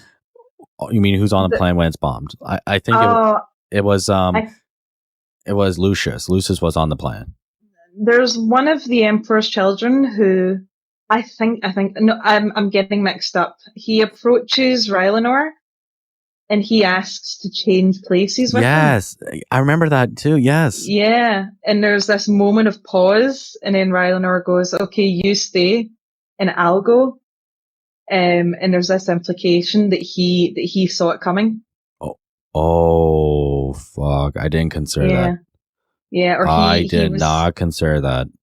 Yeah, he was aware that something. Again, this is me reading between the lines. It's completely open to interpretation, but I took it as him realizing that something was amiss, and that if anyone was going to go down, then it would be him, because he was an ancient, kind of this older brother, older soldier, veteran, sacrificing himself for the life of a younger man.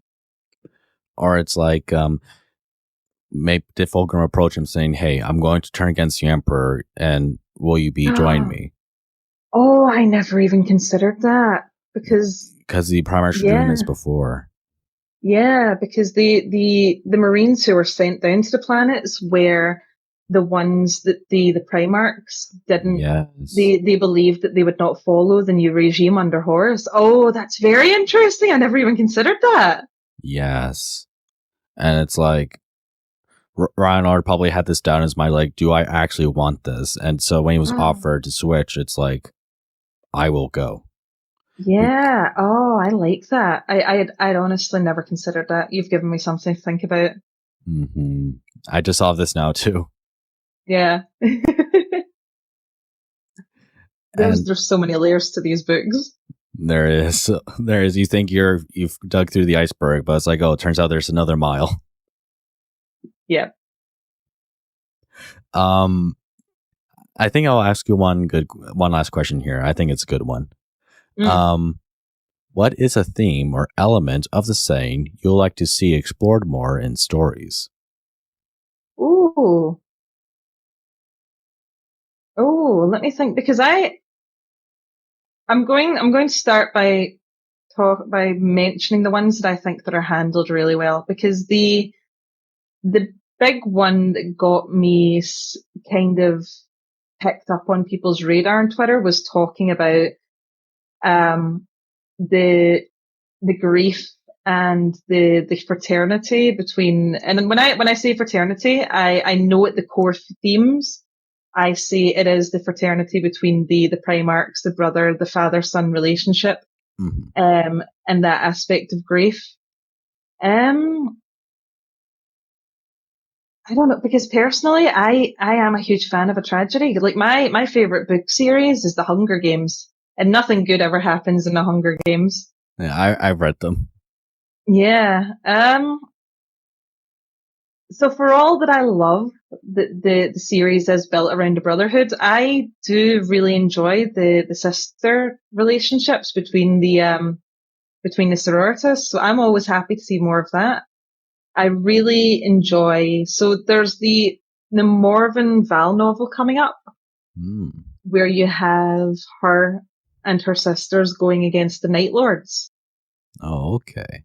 Yeah, and I'm really interested to see that one because it's going to really go into Morven and how she kind of doubts her abilities and how she's been elevated as, head of the Adeptus Sororitas, even though she's so much younger than the rest of her sisters. And she doesn't have the combat experience. She doesn't have the leading experience. And not only has she been elevated, she's been given tangible things that mark her as higher than the rest of her sisters. She's got that massive suit of armor. She was given a spear by the custodians, who tends to kind of keep out of the business of the common soldiers and the Astartes and anything else that doesn't relate back to the Emperor. So I really hope that there's a scene in that kind of talks about how she received the spear from the custodians. But I really like this. I've always really liked coming of age stories. So if this is what the Morven Val novel is, I know I'm going to eat that right up. That's interesting. Yeah, because it's also going to be this idea of the faith of the sisters versus the Night Lords, who are Praetor Marines, and I suppose you could say they're Chaos Marines, but they don't worship the Chaos gods. That's true. Yeah, so this contrast of them being touched by the warp, which is powered by belief and in turn becomes of a religious nature. Well, some of them are some of the Night Lords chaotic? There are some that have joined other legions to serve the role.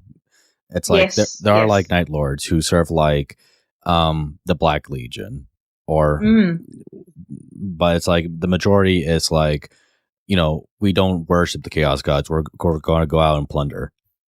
Yeah. Do what you want. Yes. Do what you want. A pirate is free. You are a pirate. You are a pirate. Yeah. So that kind of idea of the faith and the belief of the sisters, because that literally does give them powers, the manifestation of the miracles. Seeing that against the the turbo atheism of the Night Lords, I think will be really interesting. So I suppose the religious themes in 40k are always deeply explored, but it's always from the point of the characters being very religious. So having that kind of butting heads of the belief in the God Emperor versus the belief of no gods. There's exactly something like this in the Fabius Bile books. Oh, I've not read those ones. Yeah, you'll like them. You'll really like them because, Fabius Bile, even though he's turned against the Imperium, he still believes in the imperial truth where it's there are no gods. And yes, even if I know there's something in chaos, technically to me, they're not gods. They're just emotions. They're something foreign to us that tries to present themselves as godly. So even when there's a literal keeper of secrets before him, he's you are not a prince of, demons. You are not a servant of Slaanesh. You're just this being of emotions that's conjured before me. Yes. It's that's even seeing a demon, he's quoting Hitchens or something like that. Oh, that I'm really interested in, because I was going to say Gilliman does that, doesn't he?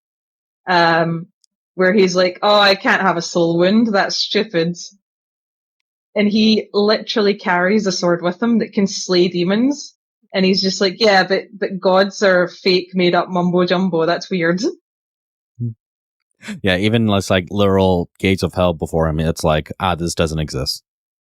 Yeah, that's something my favorite parts of 40k are the characters who go against what is common belief by everyone else, whether that's the belief of the emperor being godlike, or even being shown a miracle directly in front of them, and they're just like, "No, that's warp sorcery." And it's like, "So you believe in magic?" It's like, "No, magic's made up. It's not real." But it's like, you just said sorcery. It's like,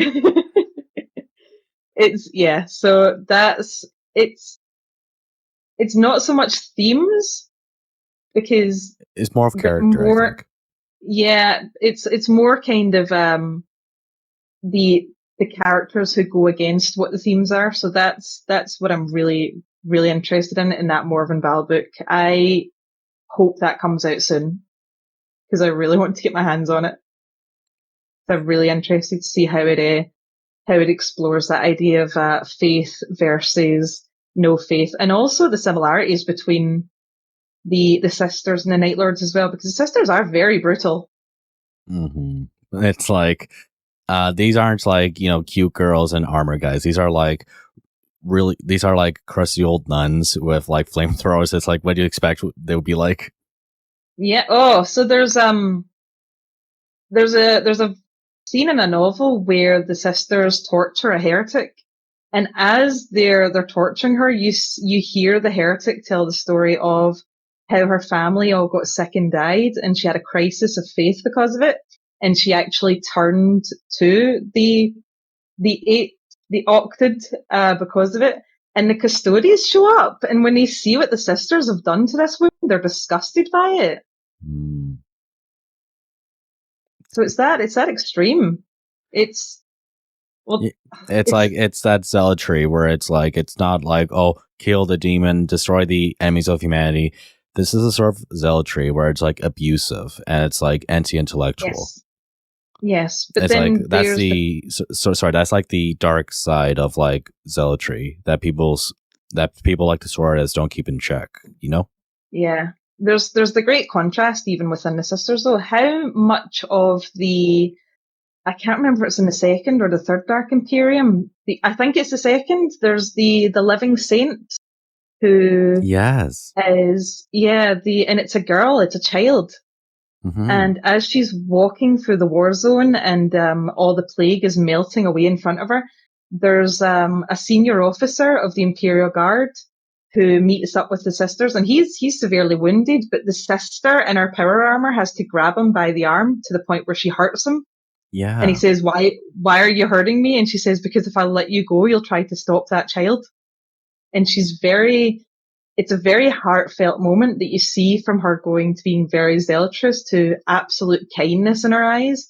And she's agonized by the love in this man's heart that he would sacrifice himself to help a child just through instinct. Mm-hmm. Yes. So they're not, they are very, very, they're very, very zealot. I can't think of the word. So there is that zealotry of the sisters, but there's the very nurturing side of them and the love that they have for their sisters, and also for just the common people of the Imperium that seems to get kind of not seen as much, which I find very sad, because I have a lot of love for the sisters. They were 7 years ago, the first books I read were Faith and Fire and Hammer and Anvil. Yeah, and it was an awesome thing to see them like get plastic models, and not only just a few models, but a whole new army, especially like a second wave of new stuff when 9th edition came around. That was awesome to see. The models are very beautiful as well. The Celestine is even when she was announced 7 years ago, I was in awe. I just wish the wings were better. Yes, she's a little flimsy. It's a little bit. Like, come on, guys, you couldn't give her like proper angel wings. What's going on? Yeah, I think was that before it was canon that she manifested actual angel wings. Yeah, and we see it in art too, and it's like, guys, come on, why not give her proper angel wings? It's like, when you look at Yndrasta, like she's one of the Stormcast Eternals from AOS. She has Pegasi wings, but it's what makes her model so famous and cool because of those gorgeous wings. So seeing like that for Celestine would have made her perfect. But giving her like these pseudo metal wings, it's like, what is this? It doesn't look that great. Yeah, I think it was supposed to be the whole kind of like the idea of the saint and what you see versus what it is. But even, you know what, even just a Forge World box that just has Celestine upgrade wings in it, I would be happy with. That will be good too. Like we'll be okay with washing off the resin, guys. It's okay, just make those wings happen. Yeah, I am not so. I don't love the resin minis. I tend to get my bro to build them up. On you go. Yeah, I don't like resin. So imagine like some bittersweetness with Warhammer Fantasy where it's like resin model 2, resin model 3, metal model. And it's like, oh no. That's Warhammer Old World is everything that goes with it. Yeah. All my resin models were built by my brother who's got much more patience than I have. Much more patience than I have. Yeah, I still have Farsight's model, and it's like, imagine trying to paint him. Oh no! His first model before the upgrade. Yeah, I've got Severina Rain, and when we assembled her, we realized that her sword was just completely bent. Oh no! Yeah, we've managed to fix it, but it's also the Canoness Viridian. Apparently, is a little fiddly to put together because it's resin. Mm-hmm. Yeah, I buy the box and I throw it at him and I say, "Hi, build this for me, please." It's like back in my day, we used to do resin and metal, and we liked it. And it's like, oh no, are you sure you did? I think I've actually got a resin and metal mini knocking about in a box in my room. An old Space Marine. Oh man. Yeah, he lives in the box. He's just a little collector's piece. And it's okay if that's what he is, a collector's piece. It's definitely keeping him mint in the box as a collector's piece, and it's definitely not because I'm scared of putting metal and resin together. Mm-hmm. It's like, come on, guys, we shouldn't have to wear a mask just to do some hobby stuff. Yeah, do not lick your lead models. No, little German boy, don't lick the lead.